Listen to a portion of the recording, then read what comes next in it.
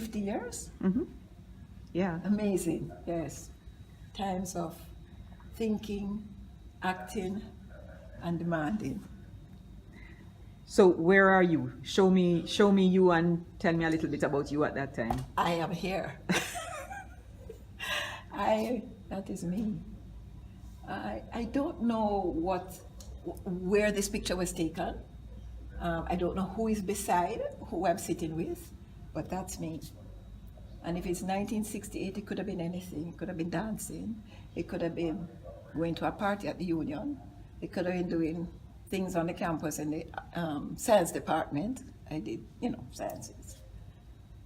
Yeah, you really have to think back. So you have an afro in that picture, and 1968, of course, is the year of Walter Rodney being in Jamaica. Is that when you got your afro? Tell me about that. Yes, I can't remember exactly when I had the afro, but it was in 1968. I didn't have it before the university. I remember my parents thinking, oh, the more they learn, the more they go backwards. I'm from rural Jamaica, from instead. And I quite remember the riots, the protest, and I heard my mother and father saying, oh, she's not in it. And then they saw me flash across the TV. I don't know what happened to them, because it was, wow, this is really good work. I'm impressed with the layout of the museum, and it's good to document what has happened, lest we forget. So do you remember meeting Walter Rodney at that point? Yeah,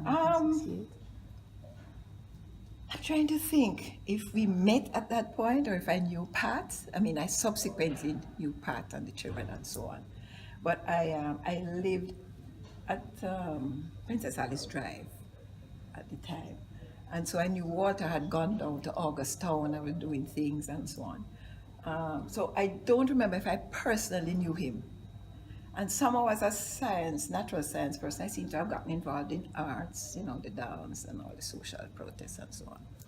Tell me about when Walter was banned and the march that came about as a result. Yeah, I recall Gonzi, Ralph Gonzalez, gathering at the assembly and saying, brothers and sisters, we have to march to Jamaica House. And, we got prepared. They blocked the gates, I think, at the university when they realized we were going to march. And so the students came out, we all came out in our red gowns, and we headed down through the aqueduct. And somehow the police started very early, gathering and hitting or tear gassing. And we kept moving, we kept running. I remember we reached Matilda's corner, and whether should we go left or should we go straight? Some students went left, some went straight down. And I remember a lot of us got called, we were being tear gassed. Really, I never experienced that before. It stings. So people kept, residents called, said, come into the garden, wash your eyes, put the cloak, the gown, the red gown, wet it, put it over your face. People are very supportive. I think they felt, I don't know what they felt, but that was reassuring. Because we didn't know what to do. I don't think we expected the police so early, And a lot of the roads were blocked, if I remember, but we keep running. We ran, some through Arden, some straight down, and at some point we got on a bus and headed down to BITU. And I don't recall what happened. I know bottles and stuff were thrown. It was a lot of process, and things just evolved from that. And of course, the students got blamed for everything. But, I think at the time there was a lot of tension in the society, and it was ready to boil over, and that was a tipping point. What happened with you after that? What was your ongoing connection in terms of the Rodneys and so on?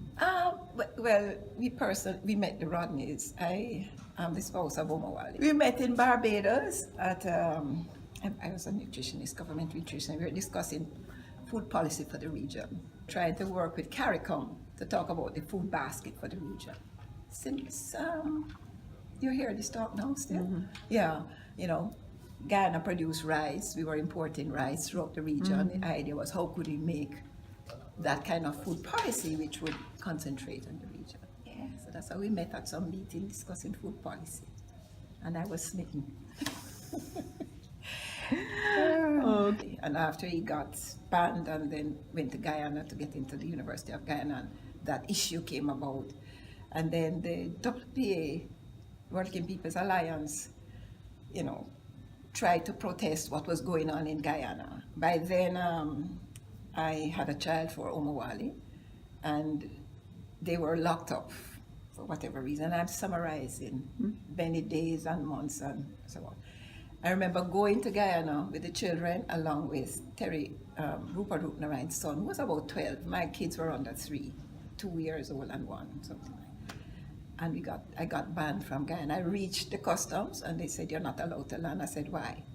I said, I'm a CARICOM citizen, so you're not allowed to land. We weren't formally married, right? But I had the children, baby on both sides, having traveled from Kingston through Trinidad to Guyana.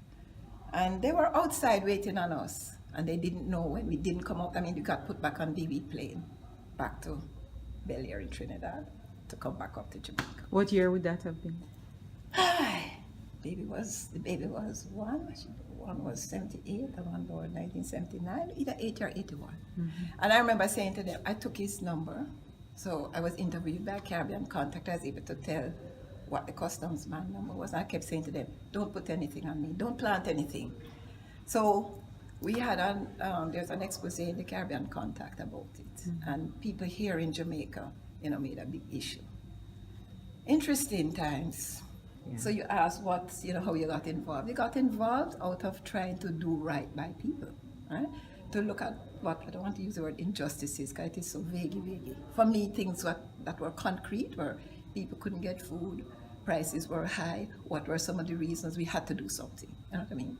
So for me, my thing was grounded into reality, and then I got into understanding politics by the other people who came to it from political angle, and that, I also recall, he said, what happened after that? I recall I joined Committee of Women for Progress here, and I remember in 1979, the big work to have